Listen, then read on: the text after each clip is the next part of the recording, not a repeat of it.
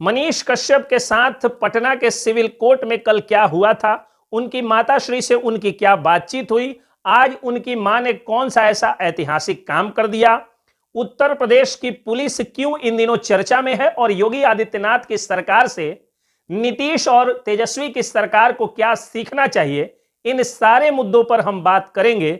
थोड़ा बने रहिएगा हमारे साथ और वीडियो थोड़ा लंबा हो सकता है क्योंकि आज बहुत सारे मुद्दों पर बात करनी है और दिल में जो घाव है उस घाव को भी आप लोगों के सामने आज प्रकट करना है। आगे मैं बात करूं उसके पहले मेरा परिचय। नमस्कार, जय हिंद, जय बिहार। मैं हूं आप सबका दोस्त वकील सह पत्रकार एस.के. पंकज। कल मैं वीडियो नहीं बना पाया, मुझे साहस नहीं हुआ, मुझे हिम्मत नहीं हुई, क्योंकि कल मनीष कश्यप की पूज्या माता श्री जाती हैं अपने बेटे से मिलने, और जब वो जाती हैं और उसके बाद जो उनका मिलना होता है और जितना वो रोती हैं और उनकी आवाज में जो एक करुणा झलकती है वो देख करके मेरे भी आंखों से आंसू छलक जाता है, मैं भी रोने लगता हूं। और कल से लेकर के और आज ये वीडियो बनाने के पहले तक मैं साहस नहीं जुटा पा रहा था कि इस मामले पर कोई वीडियो बनाऊं।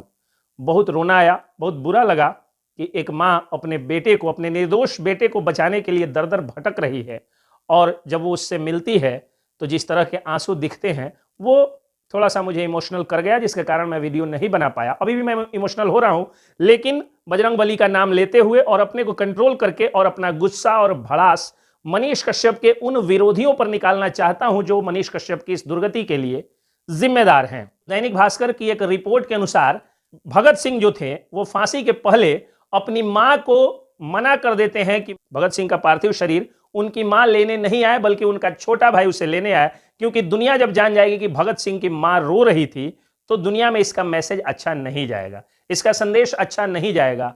और वही सीन मनीष कश्यप की मां जब मनीष कश्यप से मिल रही थी तो देखने को मिला। मनीष कश्यप की मां रो रही थी, चाहते तो मनीष कश्यप भी लिपट करके फूट फूट करके रो सकते थे, लेकिन मनीष कश्यप की आंखों में एक बूंद आंसू छलकते हैं, फिर एक मजबूत बेटे की तरह वो खुद को कंट्रोल करते हैं और कंट्रोल करके कहते हैं कि आज मेरी मां के आंखों से आंसू निकल रहे हैं, मैं वादा करता हूं कि जब मैं जेल से बाहर आऊंगा तो लाखों माओं के आंखों की आंसू पोंछ दूंगा। और लोग कहते हैं कि ऐसा ही कुछ भगत सिंह और उनके माता के बीच में हुआ था। जब भगत सिंह को फांसी पड़ने वाली थी, यहां मनीष कश्यप को फांसी नहीं पड़ने वाली है और नहीं उन्हें कोई सजा मिलने वाली है, क्योंकि मनीष कश्यप गोरों के राज में नहीं बल्कि आजाद भारत में सच बोलने का साहस दिखाए हैं। कुछ दुराचारियों के द्वारा उन्हें गलत ढंग से जरूर फंसाया गया है, लेकिन मैं अक्सर कहता हूं कि न्यायालय सबकी हेकड़ियां निकाल देता है और न्यायालय से मनीष कश्यप को जरूर न्याय मिलेगा। उसके बाद मनीष कश्यप अपनी मां को समझाते हैं और कहते हैं कि मां, ये रोने धोने का समय नहीं है, बल्कि मैं अगर जेल के भीतर हूं तो तुम्हारे हजारों बेटे जो नया मनीष कश्यप बन करके और पत्रकारिता के माध्यम से बिहार के मजदूरों, गरीबों, मजलूमों, छात्र, नौजवानों की आवाज उठाते हैं, उनके बीच जाओ और जाकर के मजदूरों की लड़ाई जो मैंने लड़ी थी उसे तुम कंटिन्यू रखो, क्योंकि तुम एक बहादुर बेटे की मां हो और तुम एक फौजी की पत्नी हो। फौजी की एक वीरांगना पत्नी पहुंच जाती है जहानाबाद, और जहानाबाद में 6 मजदूरों की जो बुरी तरीके से तमिलनाडु में पिटाई की गई थी, और मनीष कश्यप के विरोधी कह रहे थे कि तमिलनाडु में मजदूरों को नहीं पीटा जाता है, उन्हीं मजदूरों को, जिन मजदूरों को पीटा गया था, उनके पास मनीष कश्यप की पूज्या माता श्री जाती हैं और अपने ईमानदार फौजी पति के वेतन के द्वारा प्राप्त राशि में जो उनके पर्स में होता है 20-25 हजार रुपये, वो सब बांट देती हैं। और यहां पर जब वो बांटती हैं तो पूरी दुनिया में यह चर्चा का विषय बन जाता है कि जिसका बेटा खुद जेल में हो और मजदूरों की लड़ाई लड़कर के ही जेल में हो, उसकी मां जा करके और मजदूरों के इलाज के लिए 5-5 हजार रुपये 6 मजदूरों को बांटती है।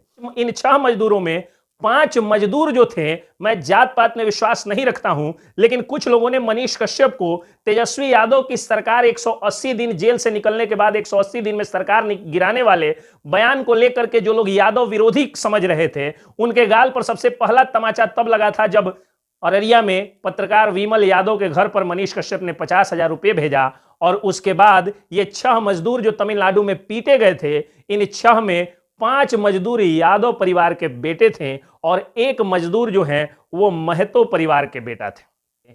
उन यादव बेटों के दर्द की दवा बनने मनीष कश्यप की मां पहुंची, जबकि कुछ लोग यादव विरोधी बताते हैं। अभी एक मुस्लिम समाज के, एक अल्पसंख्यक समाज के व्यक्ति का उन्हीं के गांव में कैंसर से वो पीड़ित थे, तो उनकी भी आर्थिक मदद मनीष कश्यप के परिवार ने की थी, जबकि कुछ लोग मनीष कश्यप को आरएसएस का एजेंडा चलाने वाला या मुस्लिम विरोधी भी बताते थे। लगातार मनीष कश्यप अपने सदकर्मों से अपने कुकर्मी विरोधियों को लगातार वो जवाब देते आ रहे हैं, लेकिन फिर भी कुछ लोग हैं कि सुधरने का नाम नहीं ले रहे हैं। मनीष कश्यप की पूज्या माताश्री का रोना देख करके हमारा दिल जरूर छोटा हुआ था, लेकिन अब जब वो जा करके बड़ी बहादुरी से जब मजदूरों की मदद कर रही हैं तो देख करके दिल खुश भी हुआ। एक किंवदंती है कि एक बार की बात है, किंवदंती है, इसका कोई लिखित प्रमाण नहीं है, कि एक बार की बात है कि हनुमान जी जब संजीवनी बूटी का पहाड़ लेकर के आ रहे थे तो बिना नोक वाला बाण जब भरत जी ने मारा और जब हनुमान जी गिरते हैं और सारी कथा बताते हैं, फिर हनुमान जी वहां से उड़ जाते हैं तो माता अंजनी के पास भरत जी जाते हैं और पूछते हैं कि इतनी जल्दी आपका बेटा पहाड़ लेकर के चला जाएगा। तो अंजनी माता क्या करती हैं कि एक गिलास दूध जो अपने बेटे को वो लगातार पिलाती थी गौ माता का, उस दूध का फुहारा बना करके और गिलास से पहाड़ पर मारती हैं तो पहाड़ में छेद हो जाता है। वो कहती हैं कि मेरे हाथों से खिलाए गए गाय के दूध में जब इतनी शक्ति है कि वह पहाड़ में छेद कर सकता है, तो वो दूध जिस बेटे को मैंने पिला करके और बड़ा किया है, वो बेटा पहाड़ लेकर के और लंका में बहुत जल्दी पहुंच भी सकता है।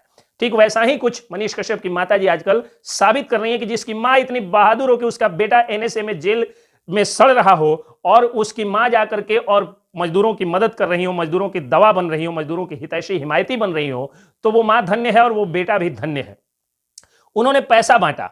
अब इसी बीच एक और वीडियो लोगों ने वायरल किया जिसमें मनीष कश्यप नशाखोरों के खिलाफ वो भड़ास निकाल रहे हैं। देखिए होता क्या है, मनीष कश्यप जिस संस्कार से आते हैं, जिस जमीन से आते हैं, उसी जमीन और उसी संस्कार में मेरा भी जन्म हुआ है, क्योंकि हम लोगों ने नशाखोरों से शुरू से बहुत ज्यादा नफरत किया है। मेरे द्वार पर आज भी मेरे ऑफिस में मेरे एक भी क्लाइंट को इतनी हिम्मत नहीं है कि होठ में खैनी दबाकर या गुटखा जो है वो गाल में दबाकर मेरे द्वार पर चलाए। जो लोग आते हैं कुल्ला करके मुंह साफ करके ऑफिस में आते हैं। ऐसे में अगर कोई व्यक्ति नशाखोर नहीं है और उसको शराब की बदबू आ जाए, सिगरेट की बदबू आ जाए, गांजा की बदबू आ जाए, तो उसका वह विरोध करता है। और जब आदमी विरोध करता है, खास करके नशाखोरों का, जो अनुशासनहीन लोग होते हैं, उसका विरोध करने समय हम लोग भी गुस्से में आ जाते हैं और गुस्से में भला बुरा व्यवस्था को सुना देते हैं। वैसा ही उन्होंने भी व्यवस्था को भला बुरा सुनाया। अब कुछ नेशनल मीडिया वाले जो कि गिद्ध की तरह मनीष कश्यप का मांस नोचने का इंतजार कर रहे होते हैं, उन लोगों ने खबर चला दिया कि मनीष कश्यप ने जेल की व्यवस्था पर सवाल उठाया, जबकि मनीष कश्यप ने जेल शब्द का नाम भी नहीं लिया। खैर, जो नशाखोरी की समस्या है, जो गुटखा, शिखर, सिगरेट, पान मसाला, बीड़ी, खैनी इत्यादि का सेवन करके इधर उधर गंदगियां फैलाते हैं, उसके विरोध में हम वकील लोग एक सत्याग्रह चलाने वाले हैं। क्योंकि ये चंपारण की धरती ही है जहां पर बापू धाम रेलवे स्टेशन बना हुआ है। वहीं पर मोतिहारी स्टेशन पर बापू एक बार घूम रहे थे 1917 में। चंपारण सत्याग्रह के दौरान एक व्यक्ति को खंखार आया और वह थूक फेंकने वाला था, तो बापू गए मना किए, कहे कि मत फेंकिए इधर उधर, थूक, इससे गंदगी फैलती है। तो उस व्यक्ति ने कहा तो मैं कहां फेंकूं? तो बापू ने अपना रुमाल निकाल करके दिया और उसमें वह व्यक्ति थूक दिया। उसके बाद से उस व्यक्ति को इतनी शर्म आई कि वो इधर उधर थूकना छोड़ दिया और थूकदान में ही थूकना शुरू कर दिया। तो हम लोग भी अब गमछा लेकर के, रुमाल लेकर के अलग अलग बिहार के अलग अलग कोर्ट्स में जाएंगे और जा करके और सत्याग्रह करेंगे नशाखोरों के विरुद्ध। हम लोग जाएंगे और किसी को अगर गुटखा खाते हुए देखेंगे तो हम लोग अपना गमछा, अपना रुमाल आगे बढ़ाएंगे और कहेंगे कि महोदय आप इसी में थूक दीजिए, लेकिन प्लीज आप कोर्ट कैंपस को गंदा मत करिए, आप गंदगी न फैलाइए। अगर कोई व्यक्ति सिगरेट पीते हुए दिख जाएगा तो हम लोग उसका पैर पकड़ के कहेंगे कि सिगरेट पीना है तो घर में पीजिए या एकांत में पीजिए, पब्लिक डोमेन में मत पीजिए। क्योंकि हम लोग गांधी की धरती से हैं, हम लोग चंपारण के सत्याग्रह की भूमि से, तो ये हम लोग करेंगे। और यही काम मनीष कश्यप ने अपने स्टाइल में किया। उसका कुछ लोगों ने बात का बतंगड़ भी बनाया। ये वही लोग हैं जो चाहते हैं कि मनीष कश्यप पर एक आध और केस हो जाए। हालांकि मनीष कश्यप दुर्भाग्यशाली हैं, वह बिहार का बेटा अभागा है कि वह योगी आदित्यनाथ जैसे शासक के राज में पैदा नहीं हुआ। आपको मालूम होना चाहिए कि उत्तर प्रदेश में शाहजहांपुर में एक प्रोफेसर के घर में कुछ लोग लूटपाट करते हैं। प्रोफेसर ने जब विरोध किया तो उनकी बेटी उनकी पत्नी के साथ छेड़खानी के साथ साथ जो है उन पर अटैक किया जाता है। उसके बाद चाकू प्रोफेसर के आंख में मारी जाती है और चाकू का वार इस तरह से शरीर पर होता है कि प्रोफेसर दम तोड़ देते हैं। लेकिन परिवार के बहादुर मेंबर्स ने, बहादुर सदस्यों ने उसको पकड़ लिया और पकड़ के उत्तर प्रदेश की कानून व्यवस्था पे सवाल उठाया ही कि उसके बाद शहबाज नाम के, शहबाज और शहरोज नाम के, उनका एनकाउंटर कर दिया जाता है। शहबाज को गोली मार दी जाती है और शहबाज मर जाता है। उत्तर प्रदेश की पुलिस कतई अपराधी गुंडे माफियाओं को शह देने के मूड में नहीं है। आरपीएफ में काम कर रही एक उत्तर प्रदेश की बेटी के साथ कुछ गुंडे छेड़छाड़ करते हैं। जब वो बेटी विरोध करती है तो उसका सिर जो है वो ट्रेन की खिड़की से मार के उसको लहूलुहान कर दिया जाता है। और वह अयोध्या आने के पहले जब गाड़ी धीमी होती है तो वो लोग उतर के भाग जाते हैं। लेकिन उत्तर प्रदेश की पुलिस उस अनीश को पकड़ करके और उसका भी एनकाउंटर कर देती है, उसको भी गोली मार देती है। अंबेडकर नगर में एक लड़की का दुपट्टा खींचा जाता है और वो लड़की दुपट्टा खींचने से गिर जाती है और बगल से एक गाड़ी आती है, उसको चाँप के चली जाती है, वो बेटी मर जाती है। माँ बाप की लाडली जो डॉक्टर बनने का सपना देख रही थी, वो लाडली समाप्त हो जाती है। एक बाप की एक परी, एक लाडली सिर्फ इसलिए समाप्त हो जाती है क्योंकि कुछ मंचलों ने उसका दुपट्टा खींच दिया था। लेकिन वो मंचला भागता है, शहबाज नाम का वह मंचला, और शहबाज और फैजल के साथ भी एनकाउंटर होता है। और यूपी पुलिस बिहार के पुलिस की तरफ बिजली मांगने पर सीधे कपार में गोली नहीं मारती है, बल्कि पैर में गोली मारती है और पकड़ करके उसको जिंदगी भर के लिए अपंग बनाया जाता है और न्यायालय में ले जाकर उसको सजा देने की कार्रवाई शुरू होती है। तो जिस तरह से पैर में गोली मारा गया शहबाज और फैजल को, इससे साबित होता है कि यूपी पुलिस पहले वार्निंग देती है, फिर पैर में गोली चलाती है, फिर जब जान पर आती है तब उनका एनकाउंटर करती है। यानी अपराधियों में खौफ है उत्तर प्रदेश में और अपराधी मारे जा रहे हैं। और दो बेटियों के साथ जब छेड़खानी हुई तो उत्तर प्रदेश के सीएम ने खबर दिखाने वाले पत्रकार या परिवार के सदस्यों पर एनए से नहीं लगवाया, या कोई फर्जी मुकदमा या ईओयू की रेड या एसबीसी की रेड या तंग नहीं किया, बल्कि उत्तर प्रदेश सरकार के मुख्यमंत्री योगी आदित्यनाथ ने आकर के सीधे शब्दों में कहा कि जो भी बेटियों को छेड़ेगा अगले ही चौक पर यमराज उसका इंतजार कर रहा होगा। यह उत्तर प्रदेश में हो रहा है। बिहार में क्या हो रहा है? बिहार में मुंगेर में दूध का पैसा मांगने गई एक महिला को बुरी तरीके से पीटा जाता है और पीट करके उसे अर्धनग्न करने का प्रयास किया जाता है, और जब पति विरोध करने जाता है तो पति की हत्या कर दी जाती है। पूर्णिया में एक शादीशुदा महिला का वीडियो वायरल किया जाता है और जब वो पुलिस में रिपोर्ट लिखाने जाती है तो पुलिस उससे 10,000 रुपए एफआईआर दर्ज करने के लिए, रिपोर्ट दर्ज करने के लिए घूस मांगती है। ये सब बिहार में हो रहा है, और बिहार में वो सब हो रहा है जो मनीष कश्यप आरोप लगा रहे हैं अपने वीडियो में। लेकिन जो लोग गलत कर रहे हैं, यानी जो गांजा जो है वो पी रहे हैं या सिगरेट पी रहे हैं, गुटखा खा के थूक रहे हैं, खैनी खा के थूक रहे हैं, उनमें कोई डर नहीं है बिहार की सरकार का या बिहार की पुलिस का।